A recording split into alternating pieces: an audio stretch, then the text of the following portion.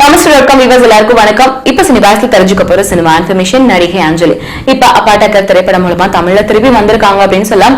இருந்தாலும் இதுக்கு முன்னாடி ஒரு டாப் லெவல்ல இருந்த அஞ்சலி வந்து சித்தி குழமை அந்த மாதிரி பிரச்சனைகள்னு சொல்லிட்டு எங்க அப்ஸ்கான் ஆனாங்க அப்படின்றதே தெரியாம இருந்துச்சு. இந்த டைம்ல இவங்க உடல் வந்து பெருத்து வந்திருக்காங்க. உடல் குறைச்சாதான் நிறைய டைரக்டர்ஸ் சான்ஸ் கொடுப்பாங்க அப்படின்ற மாதிரியும் செய்திகள்லாம் பரவலா வர ஆரம்பிச்சது. அஞ்சலியை பத்தி நிறைய கிசு வந்திருந்தாலும் இப்ப மீண்டும் அவங்க கோலிவுட்ல வந்ததுக்கு அப்புறம் பெரிய கிசு வந்திருக்கு. அது யார் கூட அப்படின்னா லக்கி ஸ்டார் அப்படின்னு சொல்லக்கூடிய சிவகார்த்திகேயன் கூட. சிவகார்த்திகேயனும் அஞ்சலியும் வந்து ஒரே ரூம்ல ஹோட்டல்ல ரூம் எடுத்து தங்கியிருந்தாங்க. செல்ஃபிஸ் எல்லாம் எடுத்துக்கிட்டாங்க. அதெல்லாம் இணையதளத்துல வந்துச்சு அப்படின்ற மாதிரி செய்தி வந்துச்சு. அது மட்டும் இல்லாம சிவகார்த்திகேயன் இதுக்கு முன்னாடியே கல்யாணமானவர். அஞ்சலி கூட இவ்வளவு பெரிய அளவுல கிசுகிசுக்கப்படுது அப்படின்ற மாதிரியும் செய்திகள்லாம் பரவலா பேஸ்புக் ட்விட்டர்னு வந்துட்டு இருந்துச்சு.